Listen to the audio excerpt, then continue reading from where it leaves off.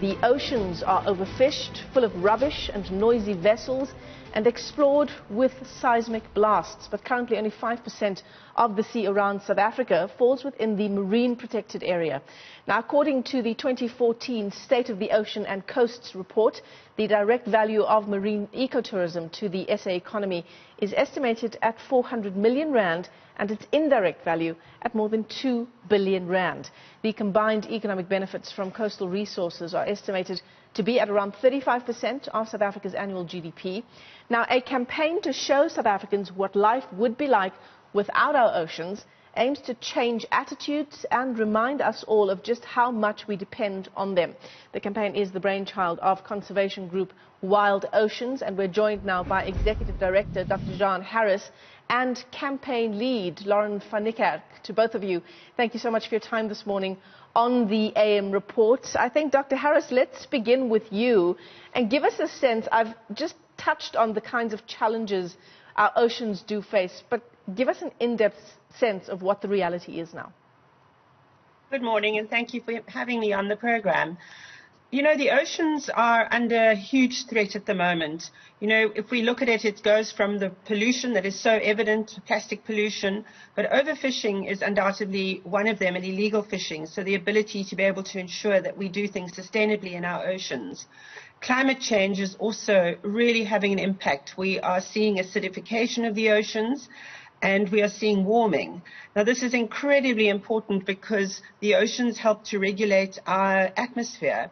And if the oceans are not healthy, then we are exacerbating the climate problem. And we have the associated problems like these storms, storm surges, droughts that ensue, very much linked to the ocean. So I want to bring you into the discussion, Lauren, and the campaign aims to show people what life would be like without our oceans, how much we actually depend on our oceans. I want to talk about the economic implications in a moment, but Lauren, how does the campaign give people a sense of what that reality might be like? Yeah, so, I mean, as you mentioned earlier, we do take our oceans for granted. I mean, one of the first videos that we launched this week is highlighting the fact that every second breath we take comes from the ocean. So if the oceans are unhealthy, if there are no longer oceans, they can no longer sequester carbon. They can no longer give us that second breath.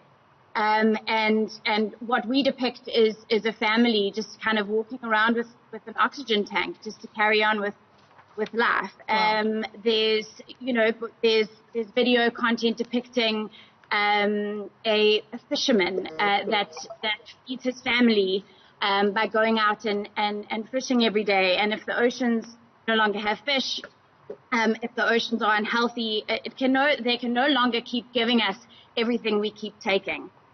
Food security, job security, oxygen, regulating weather. Yeah, absolutely. Dr. Harris, I want to ask you about, how South Africa compares with countries around the world. Well, yes, South Africa is one of the countries that signed up to the Convention for Biological Diversity to achieve 10% of protection of our oceans. We're lagging in that respect. We have currently 5% of our oceans, and that's very recent. Until 2 years ago, just over a year ago, we only had 0.4% of the oceans. That's kind of the space of the Kruger Park, whereas actually we are more of an ocean country than a terrestrial country. So we are lagging on that, and actually from the scientific perspective there is good science that now indicates that at least 30% of the oceans globally needs to be protected to ensure that we don't lose the fish that we depend on for food, and that we don't have this continuing loss of our biodiversity. One of the examples is in South Africa. We are a key one of 3 hotspots for sharks and rays. And the reason I mention them is, we are a global hotspot for them, and yet sharks and rays are now one of the most threatened taxa species in the group in the oceans, and many of the species are as threatened as rhino. Yet people don't understand that. We are heading towards extinction for some of our important marine species. Dr. Harris, I mean, is government aware, or let me rather change the question, does government do enough to emphasize the importance of our oceans? The campaign really seeks to change attitudes, but at a policy level, is government doing enough? So we are working very closely with government, and they, as I said, they have taken big strides. You know, moving from 0.4% to 5% was quite a big move. That brought 20 new marine protected areas to the oceans. But there are challenges. You know, one of them is the resources for conservation, funding for conservation. So we can proclaim these marine protected areas, make sure that they are designated or demarcated in the ocean. But then come the problems of actually being able to do the law enforcement. And that, you know, that is a big challenge for government at the moment, putting the resources there to do it. In addition, we have the problem that South Africa is really driving towards looking to the oceans for an ocean economy to unlock economic potential. Yet the oceans are largely utilized at the moment, and possibly what one needs is to reallocate that utilization. And secondly, a big problem is that we have oil and gas as industries that we are looking to unlock the potential in this country. Yeah. That's very problematic. You know, from a climate perspective, we shouldn't be continuing on the path to bring fossil fuels out of out of the earth or the ocean, because that's just going to exacerbate the climate change, and it's a vicious circle. So, you know, we really need to start changing policies towards renewable energy mixes, and in our opinion, to stop going for oil exploration and oil extraction. Yeah.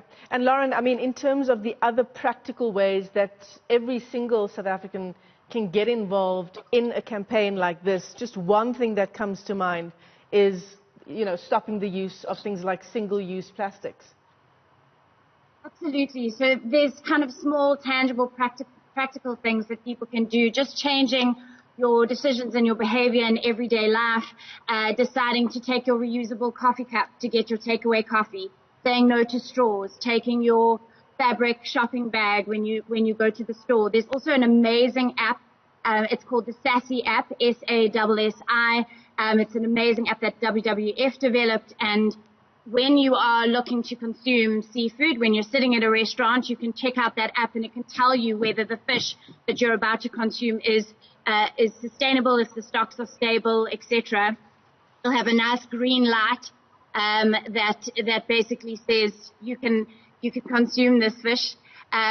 So really, really practical way that you can make sure that you are contributing positively towards the ocean. Yeah, absolutely. Dr. Harris, your final comments as we wrap up about the importance of an initiative like this, a need for a healthy planet, the need for us to conserve our oceans.